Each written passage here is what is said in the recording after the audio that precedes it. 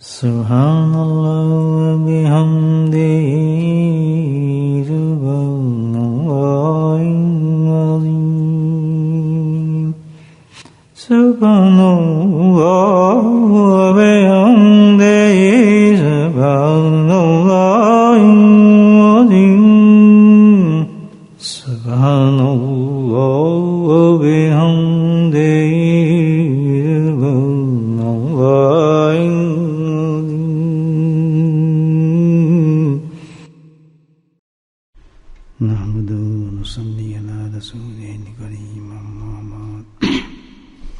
قال الله تعالى في القرآن المجيد فأعوذ بالله من الشيطان الرجيم بسم الله الرحمن الرحيم إن الله وملائكته يصلون على النبي يا أيها الذين آمنوا صلوا عليه وسلموا تسليما اللهم صل على سيدنا ومولانا محمد عاد الوجود والكرم اللهم صل على سيدنا ومولانا محمد وعليه الخلق مرة اللهم صل على سيدنا ومولانا محمد وعليه وصحابه وبارك وسلم أما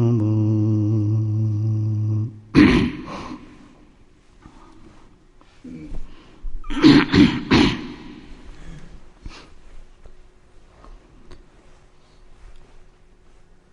اللہ سبحانہ تعالیٰ نے ایک ایسا سسٹم رکھا ہے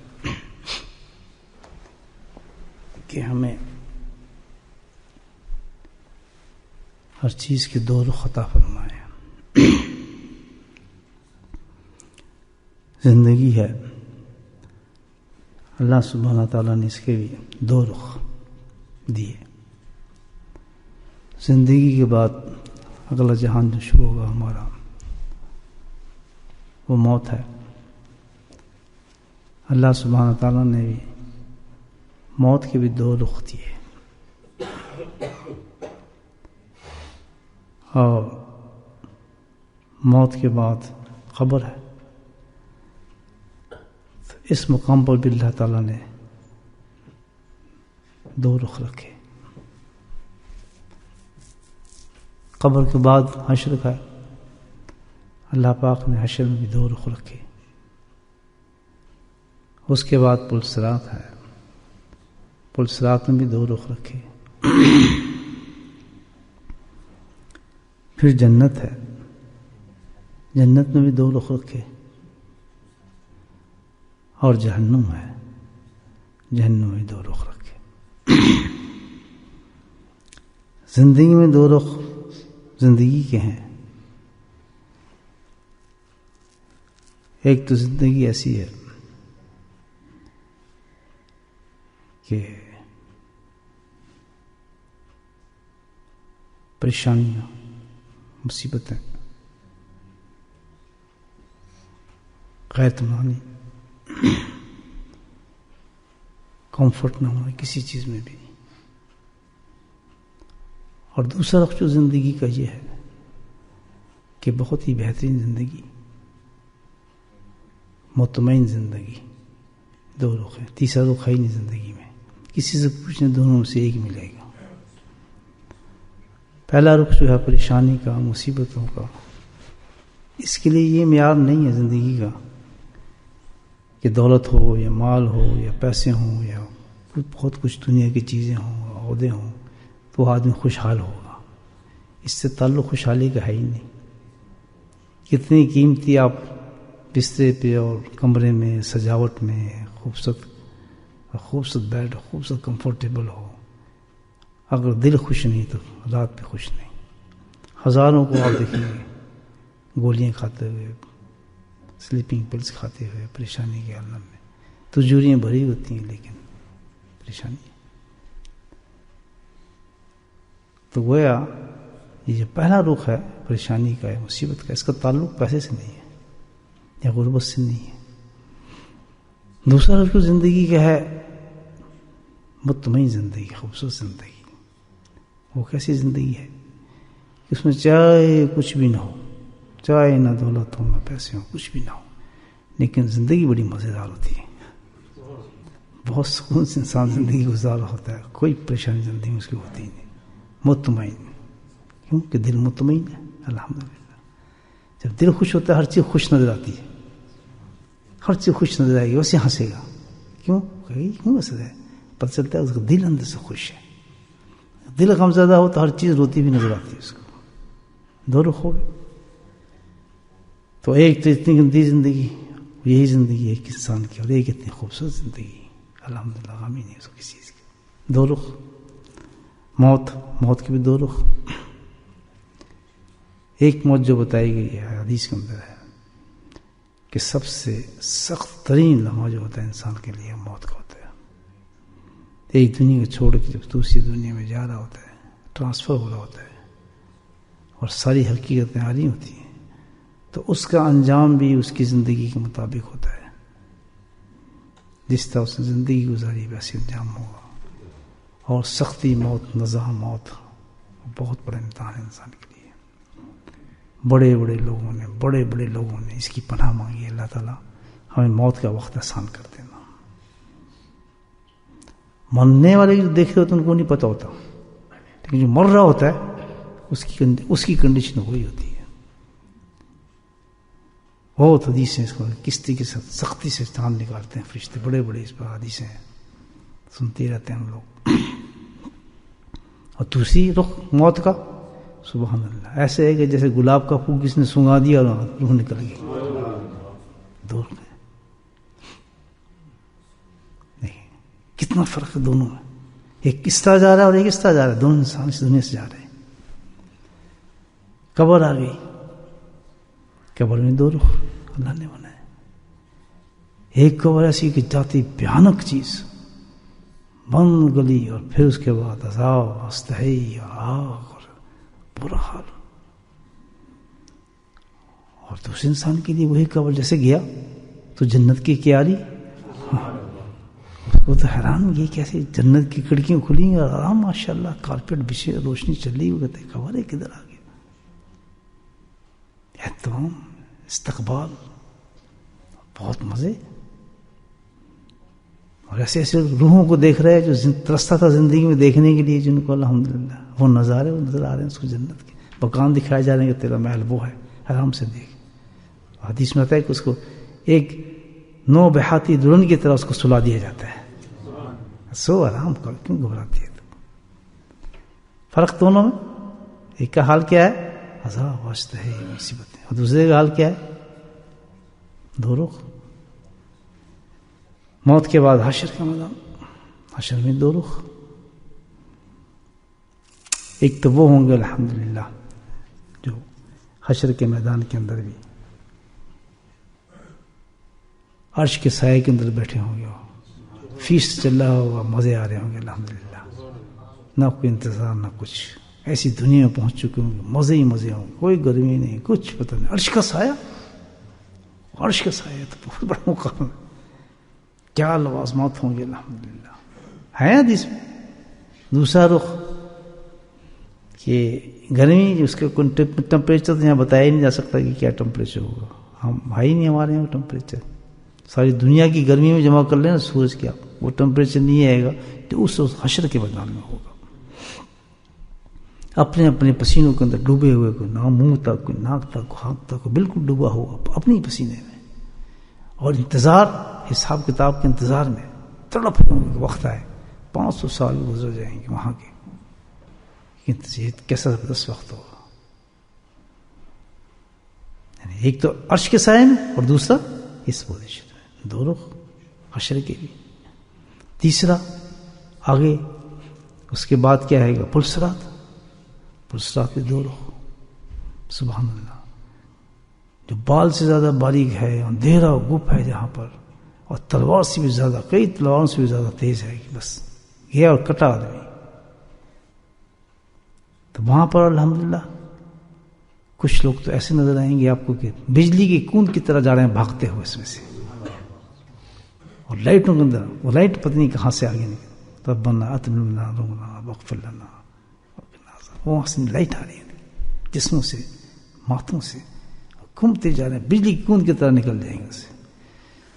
اور دوسرا کیا ہوا کہ لوگ اللہ اکبر کٹ کٹ کے گر رہے ہوں گے نیچے جہنم کے اندر، آگ کے اندر، چیخ اور پکار ہوگی، اندھیرا ہوگا، کوئی پرسان حال نہیں ہوگا۔ دو رخ، جنت بھی دو رخ۔ ایک رخ تو یہ ہوا کہ الحمدللہ عرش سے نکلیں گے لوگ بے حساب جنت میں داخل کر دیے جائیں گے، اتنی بھی تکلیف نہیں ہوگی، کھڑے ہو ان سے حساب بھی مانگے، کوئی میدان نہیں، جاؤ جاؤ تمہیں کون روک سکتا ہے، فرشتے کہیں گے تم تو اللہ کے نیک بندے تھے، تمہارے اعلان تو دنیا میں ہو چکے تھے، جاؤ تمہارا انتظار کر رہے ہیں تمہارے محلات۔ اور دوسرے لوگ دوسرا رخ،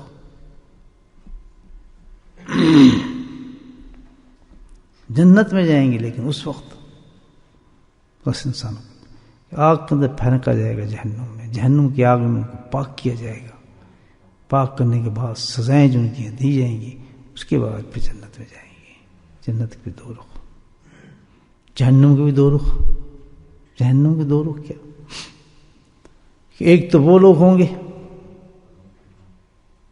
کہ جو ہمیشہ کے لیے جہنم میں ڈال دیے جائیں گے، اب بتاؤ بس تصور بھی نہیں ہے، نیچے ہی جائیں گے، جہنم کے اوپر نہیں آ سکیں گے، عذاب بڑھیں گے ان کے، دن بدن ترقی ہوگی عذابوں میں۔ اور وہ لوگ دوسرا کیا ہوگا کہ وہ رہیں گے جہنم میں جائیں گے، لیکن جہنم جانے کے بعد سزائیں دینے کے بعد اللہ تعالیٰ اس کو جہنم سے نکال لے گا۔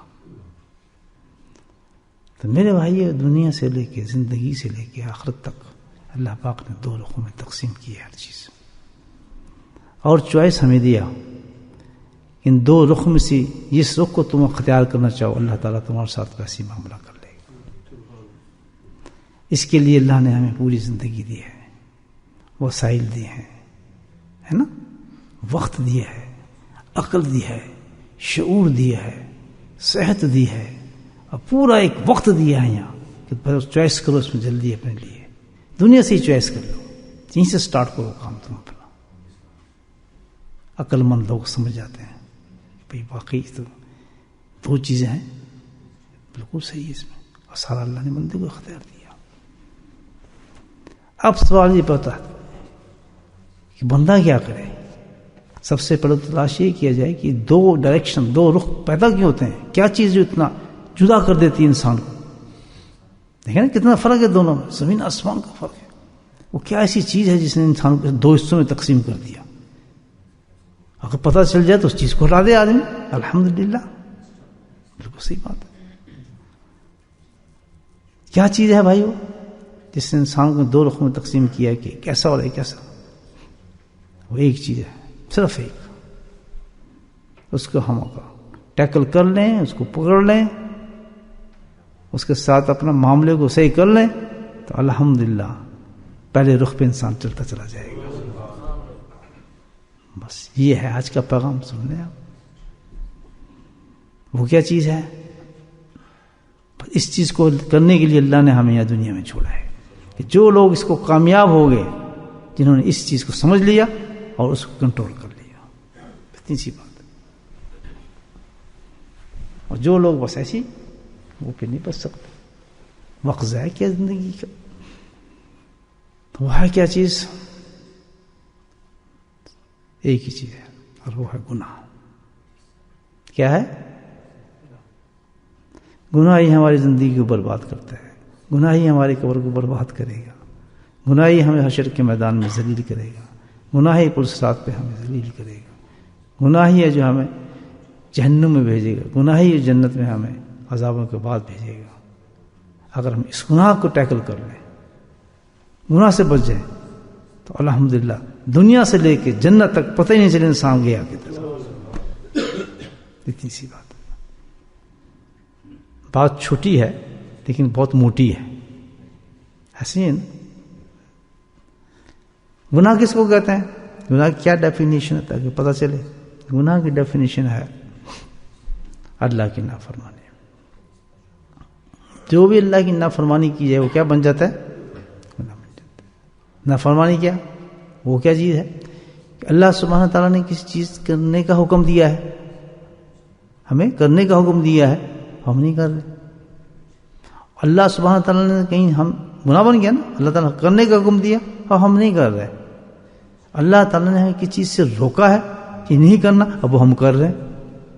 تو دو صورتیں ہو گئیں، کرنے پر اور نہ کرنے پر. دونوں چیز جو ہے اللہ کیا ہے؟ نافرمانی اور نافرمانی عظیم گناہ ہے. پورا گناہ کی ہسٹری صرف اتنی ہے. جس وقت انسان گناہ کر رہا ہوتا ہے، یا تو اللہ نے روکا ہوتا ہے اس فعل کو کر رہا ہے، یا اللہ نے کرنے کو کہا ہوتا ہے وہ اس فعل کو نہیں کر رہا. جیسے اللہ نے حکم دیا نماز پڑھو، فجر کی نماز پڑھو، کہا نا کس کا حکم ہے؟ ہم نے پڑھ لی تو کیا ہوا؟ اللہ کا حکم مان لیا. اور جس نے نہیں پڑھی وہ کیا ہوا؟ گناہگار ہو گیا. یہ ہے زندگی کا گروہ. ہم نے کیا کرنا ہے؟ الحمدللہ اللہ کے بالکل تابعداری کے ساتھ چلنا ہے کہ جو چیز پہ اللہ منع فرما رہے ہیں اس سے رک جائیں، اور جس چیز کا اللہ حکم فرما رہے ہیں اس کو کر لیں. جس نے اپنی زندگی اس اعتبار پہ گزار لی، اس حیثیت کے ساتھ زندگی گزار لی، وہ زندگی کے بس وہ تو ہر جگہ کامیاب ہوتا چلا گیا. اس کے تو کوئی مشکل ہے ہی نہیں کسی چیز کی. آپ سوچیں کرنا چاہیے یا نہیں؟ انسان جو کچھ بھی ہو جائے انسان کے لیے، اس کے لیے ڈٹ جانا چاہیے کہ بھائی یہ تو اس کے بغیر تو کام ہی نہیں ہے. اگر ہم اللہ کا حکم نہیں مانیں گے تو ختم، برباد، تباہ ہو جائیں گے، کسی مقام کے نہیں رہے ہم. تو شعور اٹھے انسان اور گناہ کو ٹیکل کرے. اب یہاں ایک چیز ہے، شیطان جو ہے وہ ایک گیم کھیلتا ہے انسان کے ساتھ بڑا زبردست. وہ کیا؟ جب انسان کو گناہ کر رہا ہوتا ہے، اللہ نے کوئی حکم دیا وہ نہیں کر رہا، یا اللہ نے روکا کسی چیز سے اور وہ کر رہا ہے، تو کیا کرتا ہے انسان کو؟ کیا کام کرتا ہے؟ شیطان بھی اس میں مدد کرتا ہے، اس کے جواز تلاش کرتا ہے، ایکسکیوزز تلاش کرتا ہے. کیا کریں جی، ہم تو کرنا چاہتے ہیں لیکن ماحول بڑا خراب ہے. اگر ہم یہ حکم کریں کیسے؟ دنیا کے ہر آدمی ایسے کر رہے، بڑا مشکل ہے جی، ہم تو بہت مشکل ہے، تو اب کیسے کر سکتے ہیں؟ گھر والے کیا کہیں گے؟ دنیا والے کیا کہیں گے؟ بیوی کہتی شوہر کیا کہے گا؟ شوہر کہتا ہے بیوی کیا کہے گی؟ ہزاروں بہانے بنا کر آدمی بڑے آرام سے اپنے آپ کو مطمئن کرنے کی کوشش کرتا ہے. یہ ایکسکیوز ہے، بس اس کے والا کوئی نہیں ہمارے پاس. جب بھی کوئی گناہ کر رہا ہوتا ہے انسان، اس کو یہی ایکسکیوز ہوتا ہے، سیلف میڈ اندر سے جو بنا ہوتا ہے، اپنے آپ کو مطمئن کر رہے ہیں. شیطان اس کو وسپر کر رہا ہے.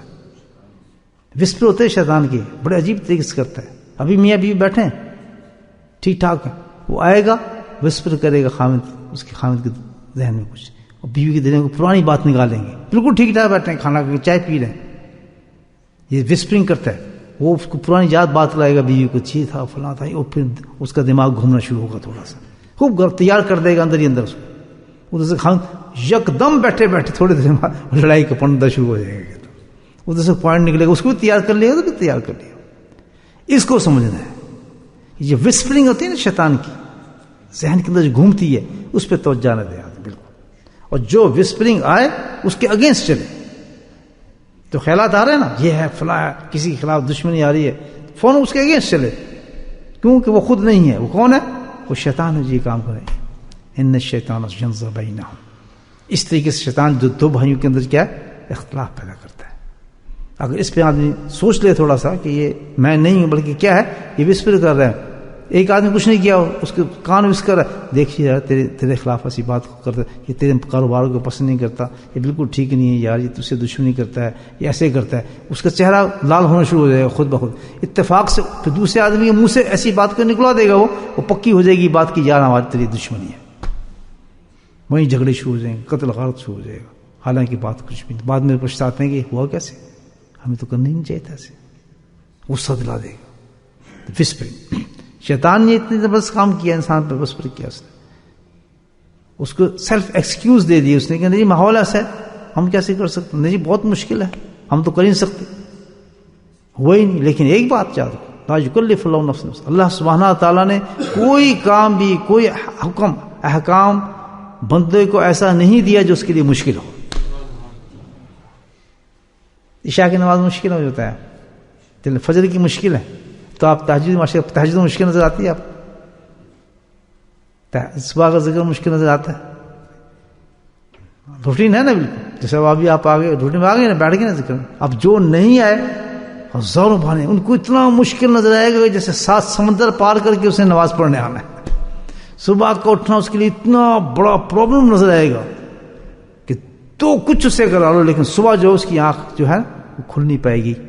اتنا مجبور اس کو شیطان کر دیتا ہے اور سیلف کانٹینٹ کر دیتا ہے. بالکل ٹھیک ہے, تو بتا رہے ہیں اس کو, ایکسکیوز دے رہا ہے کہ ہم کیا کریں, ہم تو مجبور ہیں, ہم ایسا کر ہی نہیں سکتے جناب. بنائے تو ہزاروں اس کے کسی حرام کو کرنے میں یا بری کام کرنے میں وہ ایکسکیوز اس کے سامنے موجود ہوتے ہیں کہ ہم یہ نہیں کر سکتے. بڑا مشکل ہے. اگر یہ نہیں کریں گے تو ہمارا کاروبار نہیں چلے گا, ہمیں ضرور جانا پڑے گا بینک کے پاس. اگر یہ نہیں ہوگا تو فلاں نہیں ہوگا.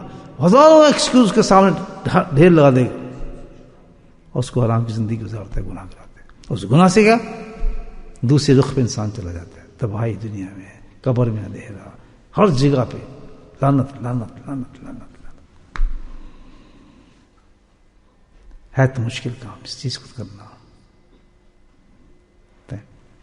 روز قیامت میں آپ خود سوچیں, اللہ سبحانہ کے دربار میں حاضر ہوں, رب کریم کے دربار میں بندہ حاضر ہے.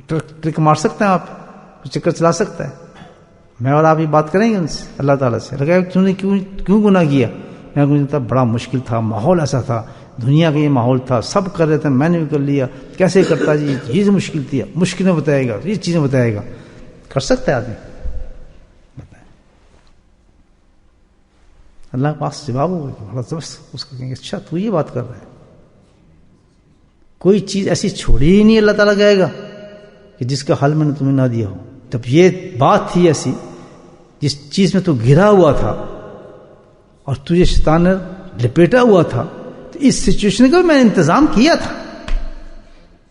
وہ جو کتاب لے کر آئے تھے میرے نبی صلی اللہ علیہ وسلم, اس کتاب کو چھوا تھا تو انہیں کھول جی بہت پڑھتا تھا. کہاں سے شروع کیا تھا؟ اللہ تعالیٰ پوچھے گا. جی میں تو شروع سے شروع کرتا تھا, جب قرآن پڑھتا تھا. کہاں سے؟ الحمدللہ سے. جی الحمدللہ سے قرآن سے پڑھتا تھا. جو قرآن پڑھے پھر پڑھتا تھا. جی نمازوں میں پڑھتے تھے ہم تو, اس کے بغیر تو نماز نہیں ہوتی. یہ جواب سوال ہو رہا ہے میرا اور آپ کا. تو کوئی لمبا ہے, کوئی کسی مفتی کی یا کسی عالم کی یا کسی ایسی چیز کی ضرورت نہیں تھی. وہ جاہل تھا, تو بالکل تجھے نہیں پتا تھا. میں بس ایک سوال کا جواب مجھے دے, میں تیرے ایکسکیوز کو قبول کر لوں. واقعی تم بیچاری عورت پریشان تھی, وہ نہیں کر سکی, گھر میں مجبوری تھی, مرد پریشان تھا, یہ اس وجہ سے نہیں چڑھ کر, تو ٹھیک ہے. ہاں میں تجھے بتاتا ہوں کہ تو خود فراڈی تھا, تو نے کوشش کیا کی. پھر الحمدللہ تو پڑھتا تھا, یہ پڑھتا تھا, پھر پڑھ پھر سنا. کبھی کبھی نماز میں جاتا کر دی جاتا. الحمدللہ رب العالمین الرحمن الرحیم پڑھ رہا ہے, مالک یوم الدین ایاک نعبد و ایاک نستعین اہدنا الصراط المستقیم. رک جائیں یہاں, اللہ تعالیٰ کہے گا رک جائے سر. کہتا تھا پھر پڑھ ایاک نعبد و ایاک نستعین اہدنا الصراط المستقیم. سبحان اللہ. 2 چیزیں, عبادت اور سیدھے راستے کے درمیان میں کیا چیز ہے؟ ایاک نعبد و ایاک نستعین. دونوں چیزوں کے درمیان میں نے کیا رکھا؟ ایاک نستعین. کہ دونوں چیزیں تجھے اس وقت ملیں گی جب تو مجھ سے مدد طلب کرے گا. ہے علاج اس میں نہیں ہے. دنیا کا چکر نہیں تھا. میں نے تو اشارہ دیا تھا کہ عبادت سے بھی جب تو رکے, سیدھے راستے بھی جب تو رکے, اور جن فرمانوں کو تو ادا نہ کرے اور جس کو کہا نہ کرے, 2 ہی چیزیں نا, عبادت ہو یا سیدھا راستہ. اس کے درمیان میں رکھا تھا رکنا نہیں ہے, بلکہ اس کو سہل کرنے کے لیے, اس پہ پورا چلنے کے لیے تجھے ایک کام کرنا ہوگا. اگر تو یہ کام کرتا تو سوال ہی نہیں پیدا ہوتا, تو عمل نہ کرتا. تو بتا, بات سمجھ آ رہی ہے آپ؟ یہ علاج بتایا جا رہا ہے. اگر ہم اس طرح گناہ کرتے ہیں, واقعی کرتے ہیں, گناہوں سے اسی طرح یہ بات ہے, تو یا گناہ کرتے رہیں تو پھر آپ اور میں دوسرے رخ میں ہوں گے. نہ دنیا اچھی ہوگی نہ آخرت ہماری اچھی ہوگی. اور اگر گناہ کو ختم کریں گے, بالکل جڑ سے نکال دیں گے, تو پھر کیا ہے, دنیا سے لے کے جنت تک الحمدللہ اسٹریٹ راستہ ملے گا ہمیں پہنچنے کا. اور گناہ کو ختم کرنے کا طریقہ کیا ہے وہ قرآن بتا رہا ہے ہمیں. گناہ کو ختم کرنے کا طریقہ کیا بتایا؟ نہیں سمجھے؟ بات کیا ہے؟ نہیں سمجھے؟ پھر بتا دو. اللہ کہہ رہا ہے ایاک نعبد و ایاک نستعین. فرمایا ہر چیز کے لیے، گناہ ختم کرنے کے لیے تجھے میری مدد چاہیے تھی اور تم مجھ سے مدد طلب کرتا. تو نے مدد مانگی ہی نہیں مجھ سے. اب سمجھ آئی بات کہ اگر تم مجھ سے مدد مانگتا، مجھ سے تم مانگتا کہ اللہ تعالیٰ مجھے اس گناہ سے بچا، اس شیطانی سے بچا، اس حرام سے بچا، یہ جو میں کام کر رہا ہوں اس سے، اس گناہ سے مجھے بچا دے.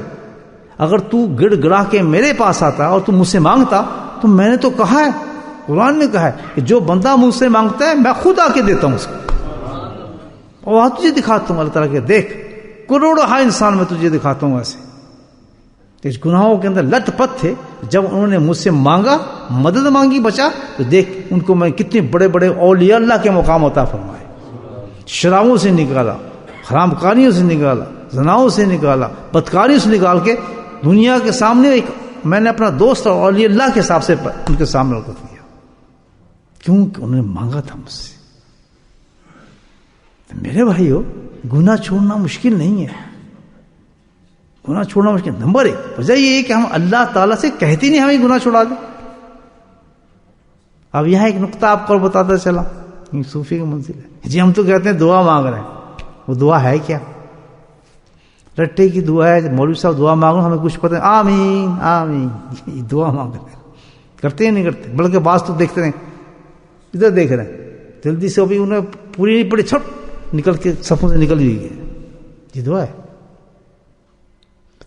خود بھی چلیں دعا مانگ رہے ہیں. تو ہر چیز کی ایک روح ہے، اسپرٹ یاد رکھیں. دعا قبول کرانے کی ایک ہی چیز چاہیے اس دعا کے اندر، اور وہ کیا ہے؟ استعانت. اللہ کی مدد مانگ رہے ہیں اس میں.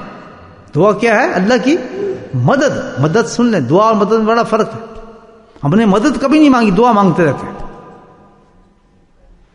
نہیں سمجھے؟ مدد کبھی نہیں مانگی، مدد کے بغیر دعا کو مانگتے رہتے ہیں. مدد کیا ہے؟ میں بتاتا ہوں اس کی مثال. کبھی ایسے کریں. مدد کا مقام یہ ہے کہ جیسے کبھی آپ نے کسی کو ڈوبتے دیکھا ہے، کوئی آدمی ڈوب رہا ہو پانی کے اندر اور وہ پکارے اب میری مدد کرو، میں مر گیا، آدھا جا چکا ہے، اس کا ہاتھ باہر نکل آ رہا ہے، پکار ہے میری مدد کرو. کیا حال ہوگا مدد مانگنے والے کو؟ دل اور زار سے کہہ رہا ہوگا اللہ مجھے بچا. آدمی کو پکار رہا ہوگا کوئی ہے جو میری مدد کرے، ہے نا؟ آگ میں انسان جل رہا ہے اور جلتے وہ کہہ رہا ہے جلدی بچاؤ مجھے، جلدی بچاؤ. کسی کمرے سے نکلنا چاہتا ہے، اس کی کیفیت کیا ہوتی ہے؟ یہ کیفیت انسان کے پیدا ہو کر اللہ سے کہے کہ اللہ تعالیٰ مجھے گناہ سے بچا، مر جاؤں گا مجھے گناہ سے بچا. اس کیفیت کے ساتھ جب اللہ کو پکارے گا، اللہ تعالیٰ کہتا ہے کہ ہو ہی نہیں سکتا کہ میں تو اس گناہ کو ختم نہ کر دوں تجھ سے. لیکن ہم مطمئن ہو چکے ہیں اپنے گناہوں سے. لیکن یاد رکھو یہ قرآن نے بتائی یہ بات کہ دھوکے میں انسان بہت سخت، چاہے کتنی عبادات آپ کر لیں، گناہوں کے ذریعے اس کو ہم ختم کرتے رہتے ہیں. سب سے گندی چیز دیکھ لیں آپ، دنیا کو کس نے برباد کیا؟ انسان کی گناہوں نے. موت میں کس نے برباد کیا؟ گناہ نے. قبر میں کس نے برباد کیا؟ گناہ نے. حشر میں کون برباد کرے گا؟ گناہ. ہر مقام پہ آپ دیکھیں یہ گناہ جو انسان کو برباد کرے گا. جب تک ہم ان گناہوں کو ختم نہیں کریں گے اپنے، جب تک ہم ختم نہیں کریں گے، فلاح تک پہنچنا انسان کے لیے بہت مشکل ہے. اور اس کے لیے بہت ہی آسان نسخہ اللہ نے بتایا ہے. کون نہیں جانتا اپنے گناہوں کو؟ بجائے اس میں ایکسکیوز پیدا کرنے کی، یہ مشکل ہے، ہم نہیں کر سکتے، ماحول ہے، نہیں کچھ نہیں، بلکہ کیا ہے؟ اپنے رب کی طرف جایا اور مدد مانگے کہ اللہ میری مدد کر، میں مروں، مجھ سے یہ آنکھوں گناہ نہیں چھوٹتا، مجھ سے فلاں گناہ نہیں چھوٹتا یا اللہ. اور اس کی کیفیت ویسے ہی ہو کہ جیسے کوئی مرنے والا آدمی ہے، ڈوب رہا ہے، جل رہا ہے، یا کسی ایسی مصیبت میں ہے اور وہ مدد کے لیے پکارے کہ میری مدد کرو، میری مدد کرو، اللہ کے واسطے مجھے بچاؤ. وہ پکار میں کتنا فرق ہوگا کہ دل سے اس کی چیخیں نکل رہی ہوں کہ مجھے بچاؤ، اس آگ سے بچاؤ. تو جب انسان ایسی مدد مانگتا ہے اللہ تعالیٰ کرتا ہے، تو اللہ تعالیٰ کہتا ہے مدد کرتا ہوں انسان کی. اسی وقت آتا ہوں انسان کی مدد کرتا ہوں، پہنچ جاتا ہوں. دنیا کے معاملات میں ہم بڑے اللہ کے سامنے روتے ہیں، یا اللہ یا اللہ، روتے نہیں کتنے روتے، لیکن کبھی گناہوں کے بارے میں رو کے دیکھیں، ہم بات کر کے دیکھیں، پہلے اپنے گناہوں کو دیکھیں، کیا گناہ ہم کرتے ہیں، اللہ کی کیا نافرمانی ہے، تسلیم کریں ہم نافرمانی کر رہے ہیں، تسلیم کرے آدمی، لیکن کیا ہے، نفس اور شیطان اس کو تسلیم لے کے ایکسکیوز دے دیتا ہے، وہ مطمئن کر دیتا ہے۔ خبردار کبھی گناہ کرنے کے بعد مطمئن نہ ہو جاتا، بھائی قرآن بتاتا ہے اتنا سے بھی گناہ ہوگا، سرکار دو علیہ وسلم گناہ ہمیشہ چھوٹا دکھاتا ہے، شیطان بہت چھوٹا دکھاتا ہے۔ نبی کریم صلی اللہ علیہ وسلم تشریف لے جا رہے ہیں قبر سے، تو کہتے ہیں اس قبر پہ تو عذاب ہو رہا ہے، اللہ کی چیز کا عذاب ہو رہا ہے، کہتے ہیں جس کو یہ چھوٹا سمجھتے تھے اور تم بھی ساتھ چھوٹا سمجھتے اس کو، اور آنے والے کو بہت ہی چھوٹا سمجھیں گے، بہت سخت عذاب ہے۔ یہ کس چیز کا عذاب ہے؟ کہتے ہیں صفی پیشاب میں اپنے احتیاط نہیں کرتا تھا، یہ کوئی ویلیو ہے ہمارے سامنے، ہم اس کو گناہ سمجھتے ہیں؟ اس کا یہ حال ہے کہ کتنا معاشرے میں آپ یہ دیکھیں، بس یہ کہ پیشاب میں احتیاط نہیں کرتا تھا، تو جو اتنے بڑے بڑے گناہ ہم کر رہے ہیں، استغفر اللہ، کیسی کیسی گناہوں کی ہماری نیچر بن چکی ہے، عادت بن چکی ہے، فطرت بن چکی ہے، کس منہ سے ہم سوچے بیٹھے ہیں کہ بھئی ہم دنیا میں کامیاب ہوتے چلے جائیں گے، یا ہم کامیاب ہو جائیں گے۔ یہ میں سب قرآن و حدیث کی باتیں بتا رہا ہوں۔ یہ دھوکہ جو ہے ہمارے دماغوں کے اوپر، اس کو صاف کرنا چاہیے۔ آج بھی ہم الحمدللہ مستقل کھڑے ہو جائیں اس بات پر کہ زندگی میں گناہ نہیں آنے دیں گے۔ بے شک عبادت کم ہو رہی، 5 وقت کی نماز بہت ہے، بہت ہے، کوئی ضرورت نہیں تہجد، اشراق، چاشت، نفل، 10 قرآن پک نہیں، کچھ نہیں، بزرگ بات کہ بس ایک چیز کا خیال کرو، کچھ بھی نہ ہو، کوئی اتنی بڑی عبادت تمہاری نہ ہو، تو فرض ہے، کچھ بھی نہ ہو، لیکن زندگی کے اندر گناہ نہ کرنا، اعلیٰ درجے کے شخص ہو جاؤ گے تم، اعلیٰ درجے۔ اس پر تو ہم بہت زور لگاتے ہیں، تہجد کے لیے کھڑے رہیں گے اور نمازوں کے نفل کے لیے بڑے بڑے زور لگا دیں گے، لیکن گناہ کا وقت آئیں گے، دیکھیے کیا کرے جی، مجبور ہے۔ سب شیطان نے دیکھی کیسے چکر چلا ہے، اور اللہ تعالیٰ کو محبوب یہ چیز زیادہ ہے کہ کوئی آدمی اللہ کی نافرمانی سے بچا ہے۔ یہ بہت بڑی، یعنی سب سے بڑی چیز تو یہی تھی، ابتدا تو ہماری یہیں سے ہوئی تھی نا، نافرمانی سے۔ عبادت کی اللہ تعالیٰ اتنی قدر نہیں کرتے، ہم عبادت کو بہت سمجھتے ہیں۔ ایک نفل روزہ رکھیے، بہت بڑی عبادت ہم نے کر لی، اس کے بعد جو چاہے کرا لیں ہمارے سے، صحیح رات گناہ کرا لیں، کیونکہ ہم نے ایک نفل روزہ رکھ لیا، بہت بڑی بات ہے، بس کھائے نہیں صبح شام نفل روزہ، بہت بڑا متقی سمجھے گا اپنے آپ، بس جنت کے دروازے سارے کھلے ہیں اس کے سامنے، ہم نے صدقہ دے دیا، بس صدقہ دیں اور سمجھ لیں بس ہم تو بخشش ہو گئی، ہمارا سارا کام بن گیا، ہمارے جو گناہ ہیں وہ بھی تو ختم ہو رہے ہیں، یہ گناہ نہیں رہا جو میں گناہ کر رہا ہوں، کیوں صدقہ جو دے رہا ہوں، ہے یہ ہمارے نظریہ؟ یہ نہیں، بس میں نے اتنا قرآن پڑھ لیا، میں اور گناہ مجھ پہ کیا کام کریں گے؟ ادھر رب کریم کیا کہتے ہیں کہ مجھے ان سے سروکار نہیں، مجھے سروکار تو اس سے کہ تو اپنے رب کریم سے ڈرے، اور گناہ کرتے ہیں تو کہاں جائے کہ میں اس کی نافرمانی کروں؟ یہ نہیں ہو سکتا، یہ نہیں ہو سکتا، جتنا چاہے کچھ ہو جائے، رب تیری نافرمانی نہیں میں کروں گا۔ اللہ کے نزدیک یہ بندہ محبوب ہے کہ ساری زندگی صبح سے لے کے شام تک اس کی جو ہے اللہ کی کوئی بات نافرمانی کی نہ ہو، اس کو صدقوں کی ضرورت نہیں ہے، اس کے آپ کی نفلی روزوں کی ضرورت نہیں ہے، نفلی ماتھوں پہ آپ محرابیں لگا لیں، عمرے کر لیں، نفلی جو چاہے کریں، یہ نفلی عبادت ہے، یہ اس کا نور اس وقت آئے گا، اللہ تعالیٰ کہتا ہے دوں گا اس کے بھی نام اس وقت جس وقت تو اپنے آپ کو میرے نافرمانی سے بچائے گا۔ کوئی اللہ کا ولی آپ دیکھ لیں، کوئی بڑا انسان آپ دیکھ لیں، کوئی بھی اللہ کا محبوب انسان دیکھ لیں، عبادت سے اللہ کے نزدیک نہیں ہوا، عبادت سے نہیں نزدیک ہوا، بلکہ کس چیز سے ہوا ہے؟ اللہ کا فرما بردار بن کے ہوا ہے، اس نے زندگی میں اپنے گناہ نہیں آنے دیے، اور کبھی کوئی گناہ ہو گیا دن کے اندر اس کے، ساری رات سانپ اور بچھو تھا اس کو کاٹتے رہے، جب تک کہ رو رو رو رو کے اس نے اس گناہ سے معافی نہ مانگ لی اپنے رب سے۔ اس کا نام ہے تصوف۔ آپ بالکل نہ سمجھیں کہ یہ جو لائن ہے تصوف کی، معرفت کی، اللہ کو پانے کی، یہ ہمارے سجدوں میں ہے، یا ہمارے نمازوں میں ہے، یا ہمارے اس مجاہدوں میں ہے، نہیں، بہت، یہ تو کچھ مجاہدہ نہیں، یہ تو عادت پڑ جاتی۔ آپ 3 دن تہجد پڑھیں، تہجد پڑھ لیں گے، پیسے دینے کی عادت پڑ جاتی ہے، آدمی پیسہ دے جا رہا ہے، یہ سب عادات بن جاتے ہیں جتنی نوافل ہے انسان کے لیے. اصل چیز وہ ہے کہ پوری زندگی ایسے گزرے کہ الحمدللہ اتنی حفاظت پاک گزرے کہ جیسے انسان کسی ایسی جگہ سے جا رہا ہو بہت جھاڑیاں ہیں, بڑے بڑے کانٹے ہیں, اور اپنے دامن کو بچا کے گزر رہا ہے. تو سمجھے پوری زندگی جو ہماری ہے ہم نے اس طرح گزارنی ہے کہ دامن بچائیں. یہ ہے محنت, اس کو کہتے ہیں.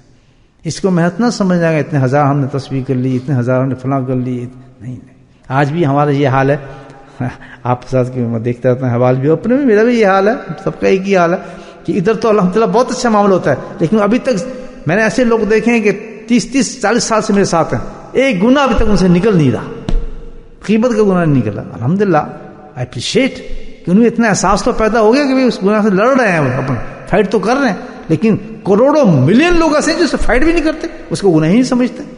لیکن اللہ نے ذکر کی برکت سے, نیک صحبت کی برکت سے اتنا احساس تو پیدا کر دیا کہ یار یہ گناہ ہے, اس کو چھوڑنے کی کوشش تو کریں. تو سبحان اللہ بولیں. ہاں, کروڑوں میں کوئی انسان آپ کو ایسا نہیں ملے گا, یہ بھی آپ سوچ لیں. یہ ہر آدمی یہ نہیں کام کر سکتا, کروڑوں میں سے, بلکہ آپ کی پوری جماعت جتنے میرے ساتھی ہیں ان میں سے بھی کانٹ چھانٹ ہے, وہ بھی سارے نہیں ہیں ایسے. چند لوگ ہیں جو ہم اس پہ توجہ دیتے ہیں کہ بھائی حضرت نہیں ہے, ہمیں غیبت نہ کرو. 40 کتنے مہینے لگ گئے, آپ کو سال لگ گئے, ایک ہے یا نہیں ہے آپ سب جانتے ہیں. اب آتے ہیں اللہ تعالیٰ نے کتنا بڑا یہ مجاہدہ دیا ہے, اس سے ملتے آتے ہیں.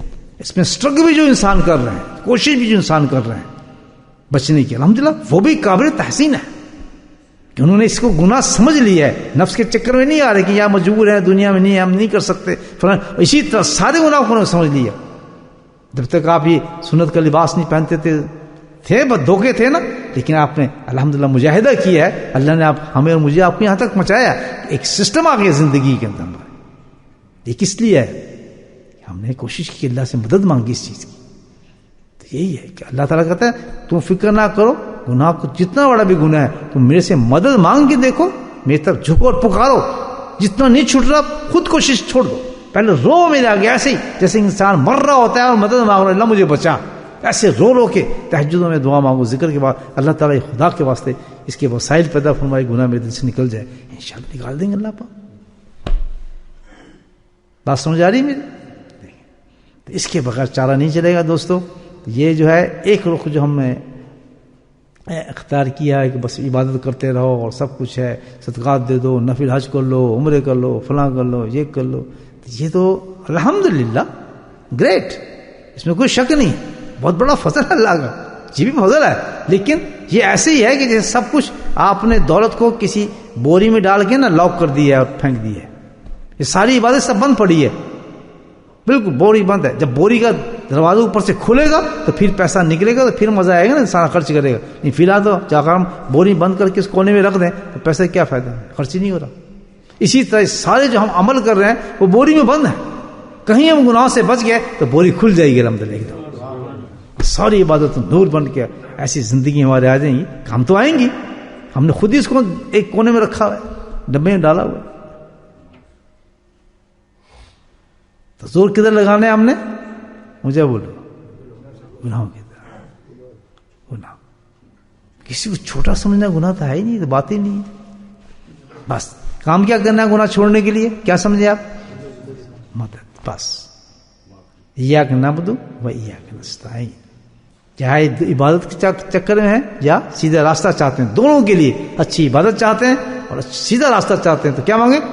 نستعین, بیچ میں رکھا ہے, آؤ مدد مانگو مجھ سے. تم میں اتنی طاقت نہیں, تم بچ جاؤ, اللہ تعالیٰ کہتا ہے. تم نہیں بچ سکتے شیطان و نفس سے. جب تک تم مجھ سے مدد نہیں مانگو گے, پھر میں وسائل دیکھو کیسے کرتا ہوں, تمہارے ساتھ مل کے تمہیں کیسے بچاتا ہوں نفس اور شیطان سے.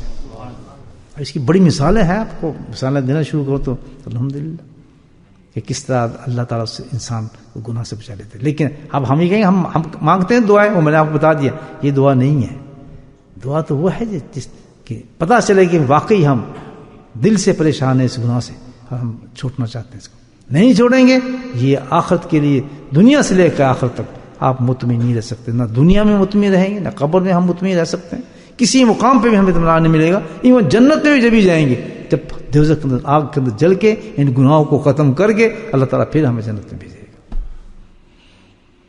آؤ آج سے عہد کریں، پکا دل سے میں بھی کرتا ہوں آپ بھی کریں کہ پوری ہم نے جو ہے اس پہ مجاہدہ کرنا ہے، فائٹ کرنی ہے. اور ہم تو بہت کمزور ہیں. بلکہ اب ایک چیز بزرگوں سنی، بڑی اچھی بات میرے ذہن میں آ رہی ہے اس وقت، اس پہ عمل کرنے کے لیے بتا رہا ہوں. کیا کریں کہ آج سے ہم نے کام کرنا ہے. ہر نماز کے بعد جو دعا مانگتے ہیں، ٹھیک ہے نا، تو بزرگ کہتے ہیں، حکیم الامت رحمۃ اللہ علیہ، تو وہ تو 40 دن کے ساتھ چلتے تھے کہ 40 دن جو ایک کام انسان کرے گا اس میں اللہ تعالیٰ ایسی برکت دیتا ہے کہ اس کام کو پورا کر دیتے ہیں. اس کو چلا کہتے ہیں، ہے نا. 40 دن کے لیے ہم نے ایک کام کرنا ہے. بھئی کیا ہے؟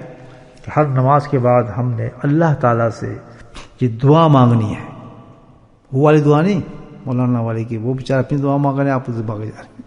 نہیں، دعا کیا ہے؟ خود اور خاص طور پہ تہجد کے وقت یا اور کسی اچھی عبادت تنہائی کے وقت گڑ گڑا کے دعا مانگنی ہے 40 دن. کہ اللہ تعالیٰ پہلے گناہ دیکھنا ہے کہ یہ گناہ جو ہے میرے جڑوں میں بیٹھ چکا ہے، نکل نہیں رہے. جڑوں میں بیٹھ، سمجھ گیا نا، یہ چپک گیا ہے مجھے اچھی طریقے سے، تو میں اس سے جان چھڑاؤں گا، یہ مجھے جہنم تک لے جائے گا. تو اللہ تعالیٰ میں تو تھک گیا ہوں اس کو نکالنے کے لیے. میرے مولا تو نے خود اپنی کتاب میں یہ حکم فرمایا کہ تم مجھ سے مدد مانگو، تو میں تیرے پاس آ گیا ہوں. یا اللہ میں بہت کمزور ہوں، مسکین ہوں، بالکل تباہ ہوا ہوں.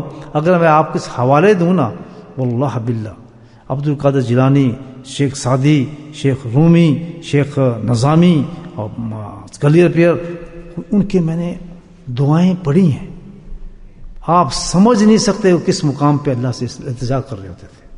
جب میں پڑھتا ہوں کبھی تو یقین کیجئے کہ میرے رونٹے کھڑے ہو جاتے ہیں کہ کتنا بڑا انسان ہمارے نزدیک تھا نا، کتنا بڑا انسان، کتنا.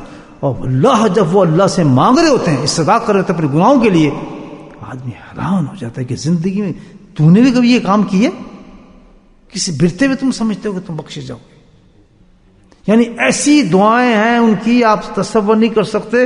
ایسا لگتا ہے کہ ڈوبا ہوا گناہوں کے اندر کوئی انسان، جہنم کے آگ میں کوئی جل رہا انسان، وہ اللہ کے دامن کو پکڑ کے باتیں کر رہے ہیں.